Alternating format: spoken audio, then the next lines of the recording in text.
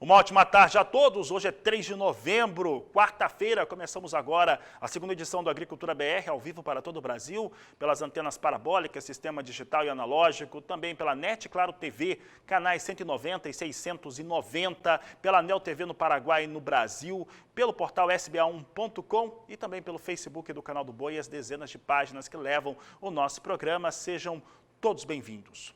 Começo falando nesse programa a respeito de soja e principalmente o foco que nós temos no momento atual, que está muito sobre a colheita norte-americana, que vem muito bem, e também a semeadura da soja na América do Sul, em especial no Brasil, que é o maior player do cenário internacional. Um outro fator também que tem chamado a atenção é o posicionamento chinês quanto às suas aquisições. Para falar a respeito deste assunto, eu converso agora pela internet com o consultor da Agriinvest, Marcos Araújo. Marcos, obrigado pela sua participação mais uma vez aqui no Agricultura BR. O primeiro cenário que eu vou perguntar para você é como que o mercado tem se comportado com duas safras, uma nos Estados Unidos e outra no Brasil, principalmente, que vão bem. Tanto os americanos colhendo bem e o Brasil indo com uma semeadura muito tranquila. Boa tarde, seja bem-vindo.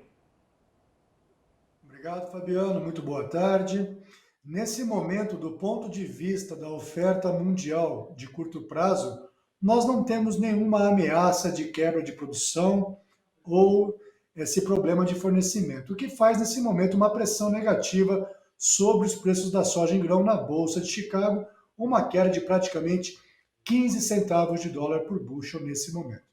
Além disso também, Fabiano, nós temos em algumas cidades chinesas novamente casos do Covid-19.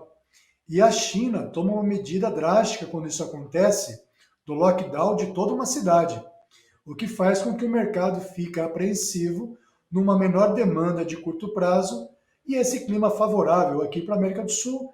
Eu diria que esses dois fatores, nesse momento, são os principais pontos dessa pressão negativa na Bolsa de Chicago. Marcos, em relação aos posicionamentos que nós temos hoje, principalmente em relação à China, a China meio que ficou um pouco afastada. Essa semana até trouxe na segunda-feira ali um posicionamento, né? Comprou 132 mil toneladas dos norte-americanos. Como é que vem esse cenário? China se posicionando em relação às suas aquisições e como que isso tem influído no mercado, principalmente na precificação da soja no cenário global? Nós temos visto de curto prazo que agora a China migrando a sua demanda naturalmente, isso acontece para o hemisfério norte, principalmente os Estados Unidos em função da colheita. Quando nós observamos agora, a partir de janeiro, Fabiano, o Brasil, a nossa soja é muito mais competitiva do que a soja americana. Portanto, nessa temporada, a janela de exportação da soja norte-americana será bem curta. E o Brasil aí, com essa nossa safra indo bem, nós temos um potencial produtivo, eu diria, de 145 milhões de toneladas, o que seria uma produção recorde até então. Nesse momento, nós temos, apesar da queda de um consumo de curto prazo em função do Covid, as margens de esmagamento da indústria chinesa está bem positivo, o que dá uma sustentação para essa demanda. Lembrando que a China é o maior importador mundial de soja, em torno de 100 milhões de toneladas por ano. Existem momentos de ausência de mercado, mas sempre ela vai tentar no mercado comprando, porque é um volume bem considerável, 100 milhões de toneladas por ano, tem que ser importado, Fabiano.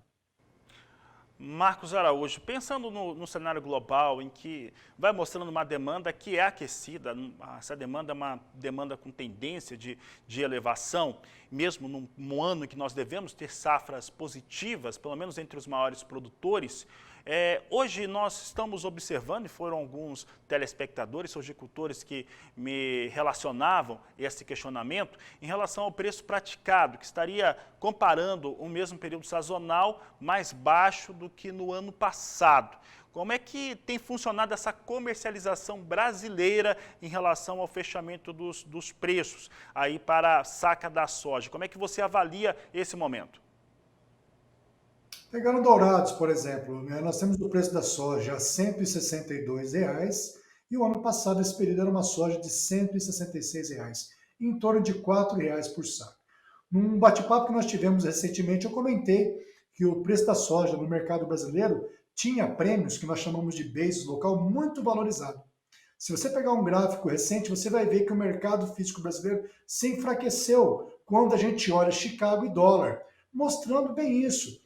Normalmente, no final do ano, agora nós temos uma demanda menor no mercado interno brasileiro, muitas plantas param para uma manutenção de fábrica, portanto, eu diria aí que o melhor momento já passou quando a gente olha principalmente esses prêmios.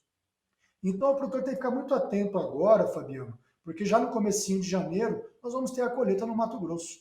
Alguns casos até mesmo no finalzinho de dezembro já vai ter algumas áreas mais precoces que vão iniciar a sua colheita. Então o produtor tem que ficar muito atento a essas oportunidades.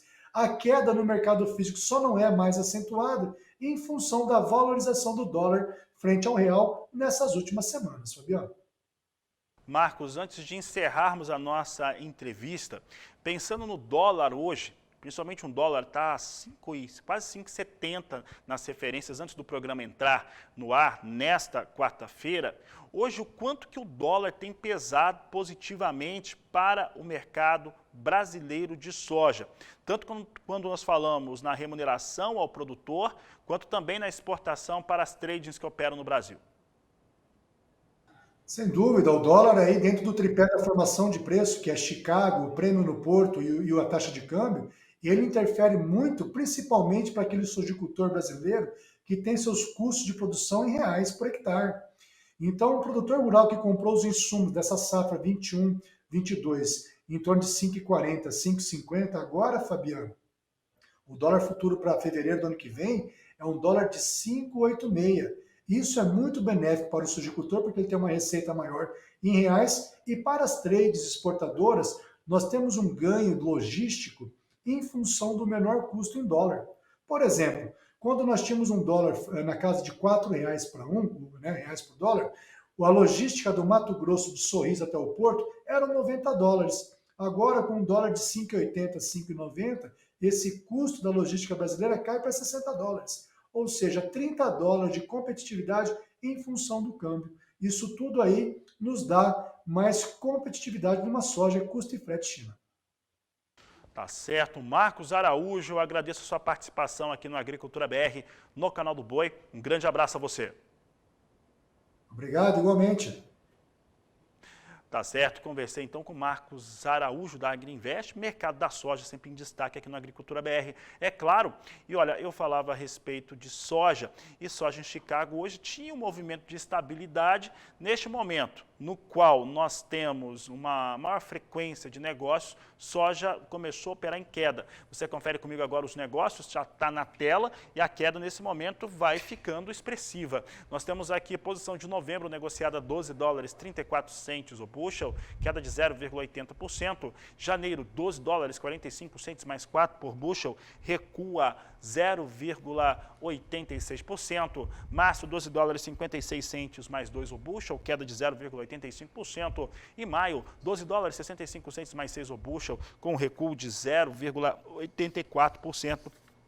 São os negócios que eu destaco agora com a soja na Bolsa de Chicago, são as posições em queda nesse momento, queda inclusive mais expressiva. Quem subia, e aí vem também não só das questões que são mais atribuladas aqui no Brasil, no mercado doméstico, mas também no cenário internacional. Estados Unidos era o dólar. O dólar vinha com um valor mais em alta, mas agora começa a recuar. Nós temos aqui uma queda de 0,39% para a moeda norte-americana, a R$ 5,64 mais 8 para a moeda norte-americana neste momento. O que se tinha em torno de expectativas para o dólar era em relação ao Banco Central norte-americano, além das questões aqui internas no Brasil, de uma maneira geral, e é por isso que eu converso agora com Walter Pulga Júnior. Pulga, dólar agora até dá uma sinalização de queda neste momento. Como é que está operando o mercado de câmbio? O Marcos Araújo acabava de destacar, fundamental para a soja, a formação da soja aqui no Brasil. Boa tarde, seja bem-vindo. Boa tarde a você, boa tarde a todos. Neste momento nós temos aí uma queda do dólar, mas vale lembrar que nesta manhã o dólar chegou muito próximo de R$ 5,70, Fabiano.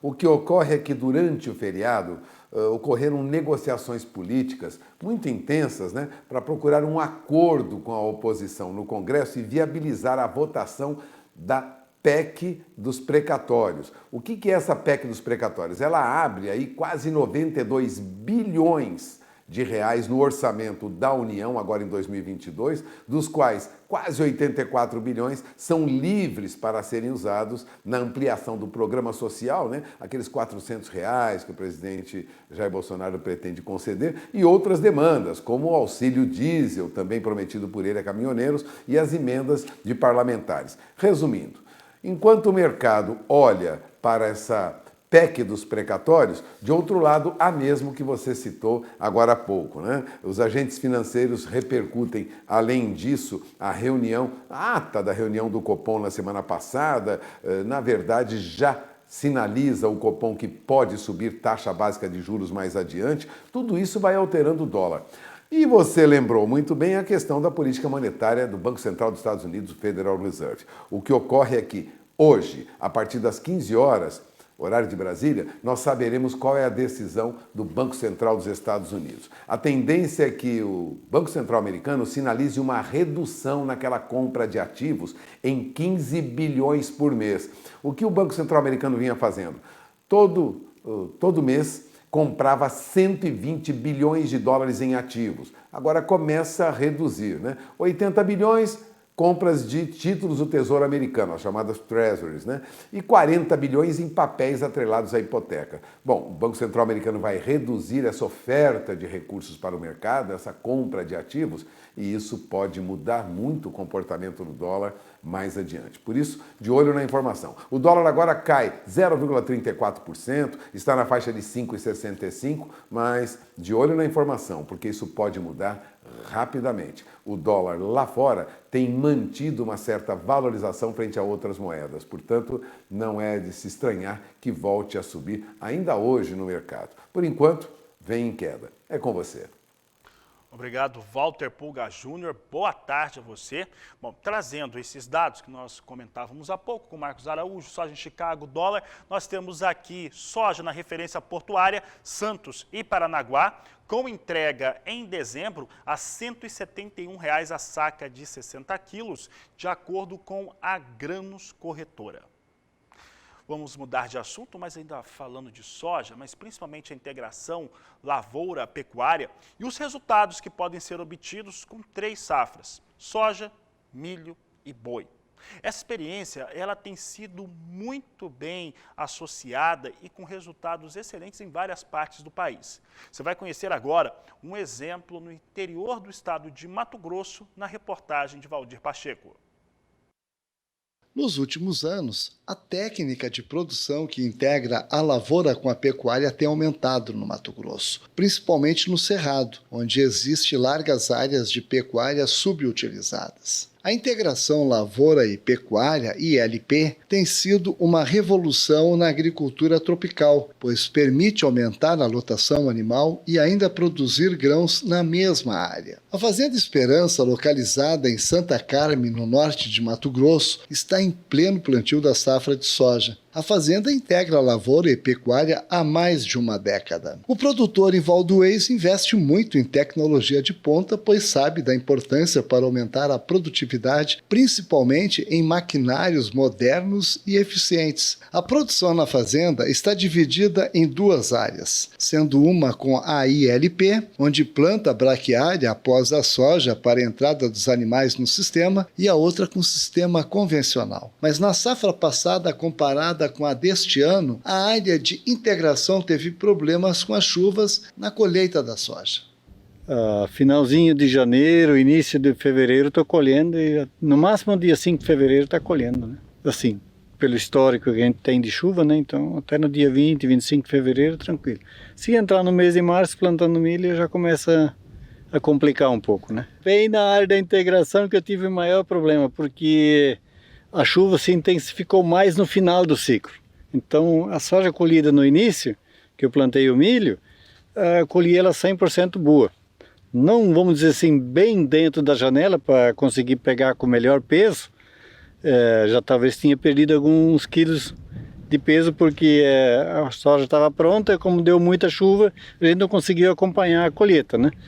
Mas as que ficaram para o final, aí a chuva intensificou, aí você atrasa um talhão, você não consegue, isso vira uma corrente, você vai atrasando o próximo e o próximo e o próximo e vai acumulando.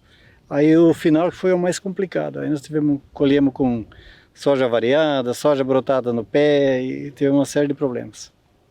Neste talhão aqui de soja com sucessão de milho, o produtor está usando uma variedade de soja de 102 dias. E pelo histórico de produtividade aqui deste talhão, é de 78 sacas por hectare. Uma das vantagens da área de integração é o plantio da soja mais tardia, porque não visa a janela de plantio na safra seguinte. A gente prioriza plantar primeiro os talhões que não faz integração, que é só soja e milho, né? Para dar uma viabilidade melhor no milho. E por último faz a integração, que o capim, se eu plantar ele no mês, até no dia 10 de março, se não faltar chuva até metade de abril, ele vem embora tranquilo, né? Assim, se olhar só para os quilos produzidos em grãos, a soja e milho produz mais quilos.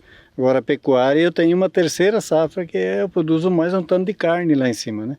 Então tem que considerar, produzo um pouquinho menos de grão, mas eu produzo mais alguns quilos de carne por hectare. Eu não faço boi, não termino o boi em cima da integração, mas eu ganho peso com ele para depois ele ir para o confinamento, né?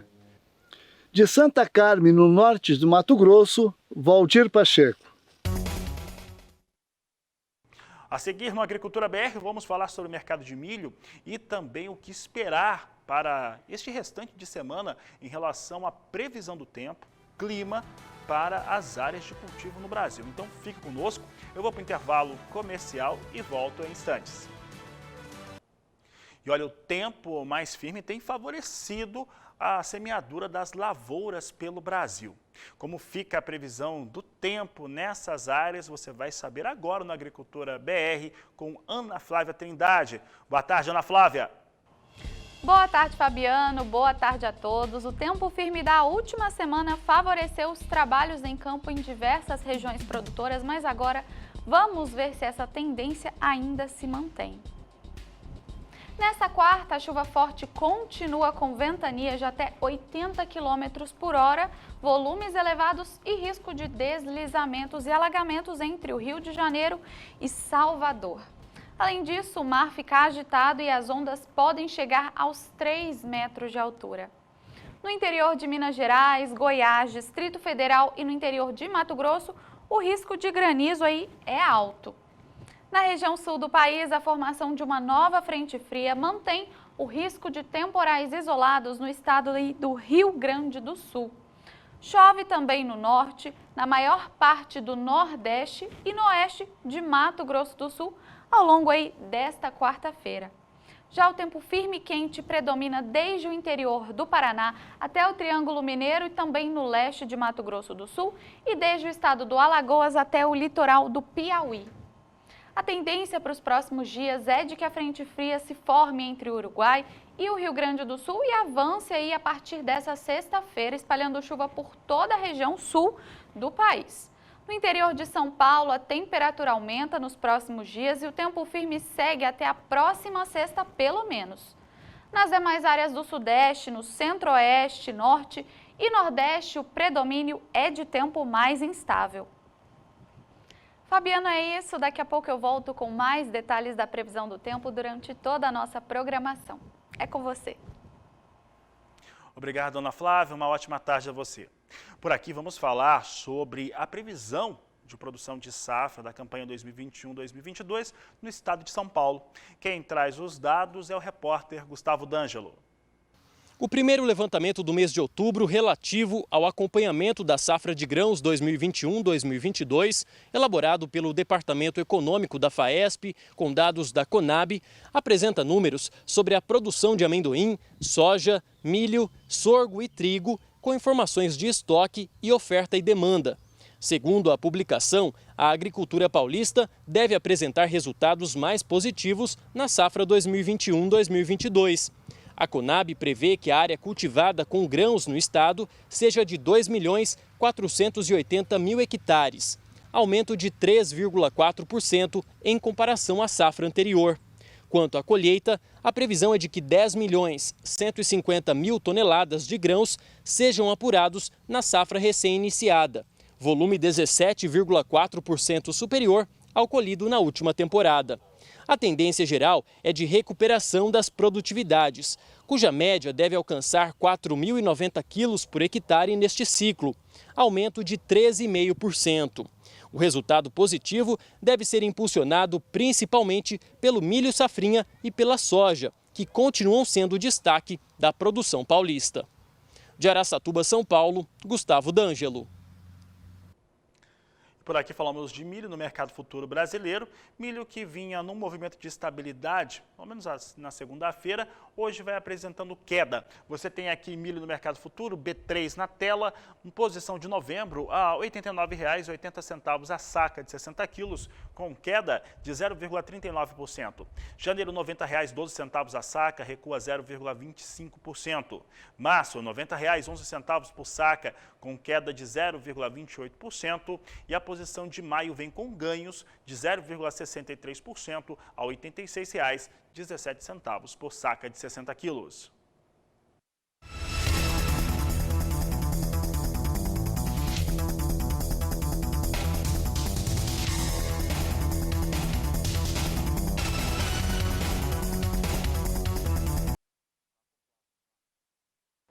Milho em Chicago recua nesta quarta-feira. Depois da forte alta na segunda, teve uma pequena queda nesta última terça e agora vai caindo cerca de 1,3%, 1,4%, vai perdendo o milho em Chicago.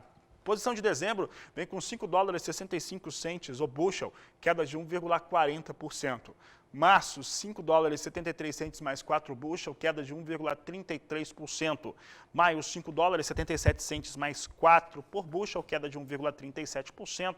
E queda de 1,37% na posição de julho, também a $5,77 mais 4 o bushel. O que vai acontecendo com o milho na Bolsa Norte-Americana? Em princípio, os parâmetros são os mesmos, inclusive com elevação, de processamento de milho em todos os levantamentos, tanto de projeção quanto aquilo que já foi esmagado, que já foi processado. O processamento de milho vai subindo lá nos Estados Unidos para a produção de biocombustível, produção de etanol. A seguir no Agricultura BR, nós vamos destacar o mercado do café, como é que vem as posições no futuro, tanto do Arábica quanto do Robusta também, mercado físico brasileiro, e vamos falar também sobre produção de algodão. Aproveite para entrar em contato conosco, você entra em contato através do nosso WhatsApp no 679-9173-3737. Eu volto já. E a semeadura do algodão no estado da Bahia teve início. E a expectativa é de uma elevação de áreas na ordem de 9%. É o que nós vamos conferir agora na reportagem de Kylie Rodrigues. Segundo a Associação Baiana dos Produtores de Algodão, ABAPA, para a safra 2021-22, a previsão é de que a intenção de plantio aumente em cerca de 9% a mais que o volume registrado no ciclo 2020-21, que foi de 266.700 hectares. Ainda de acordo com a ABAPA, a demanda no mercado consumidor e a influência do setor de insumos podem interferir na alta. Só na região sudoeste, no ano passado, a produção atingiu quase 6.000 hectares. Assim como em 2021, a semeadura também começou no dia 1º de novembro e foi até o dia 10 de fevereiro. Previsão que deve se estender também este ano. De Campo Grande, Kylie Rodrigues.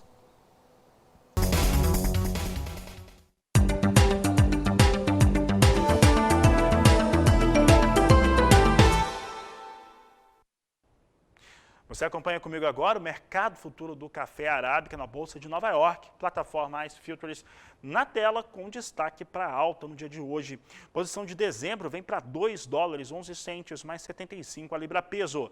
Março, $2,14 mais 55. Posição de maio negociada com $2,14 mais 90, enquanto que julho, posição negociada $2,15 mais 5 a libra-peso, hoje altas aí até 3,70 pontos no mais curto prazo, é o que nós temos hoje para o café arábica em um dia de retomada nos negócios aqui no Brasil.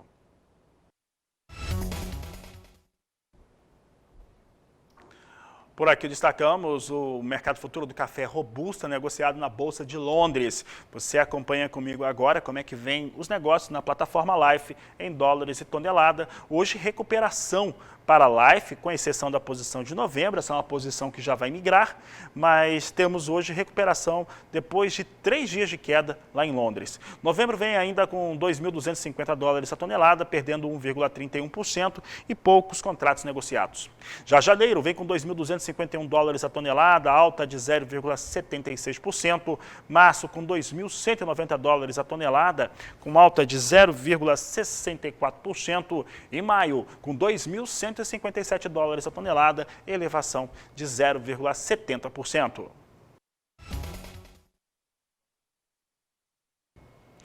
Momentos finais dessa edição do Agricultura BR, vou trazer como é que vem as posições negociadas com soja e dólar. Isso é importante para o sojicultor brasileiro. Soja continua caindo, a queda vai ficando acima de 1% nesse momento, então temos um momento um pouco mais nervoso com soja, e exatamente no horário do Agricultura BR, que nós temos o maior número de negociações com soja em Chicago, o mercado está bem vivo e posição de novembro vem para $12,29 mais 4 bushel, com queda de 1,17%. Janeiro, $12,41 o bushel, recua 1,21%. Março, $12,52 o bushel, queda de 1,18%. E maio, $12,61 mais 6 por bushel, recuando 1,16%. E o dólar hoje, que chegou a ficar próximo a 5,70, vem caindo mais um pouco, né? Lembrando que hoje é dia de nova política norte-americana em relação aos fatores de política monetária daquele país, deve retirar incentivos, é um motivo para o dólar subir. No Brasil vai caindo agora mais de 0,5%, 0,53% de queda para a moeda norte-americana a R$ 5,64 neste momento para o dólar. Com essas informações, essa edição de Agricultura BR fica por aqui. Eu volto logo mais às 16 horas no horário de Brasília. Desejo a todos uma excelente tarde, um grande abraço, fique conosco e até mais!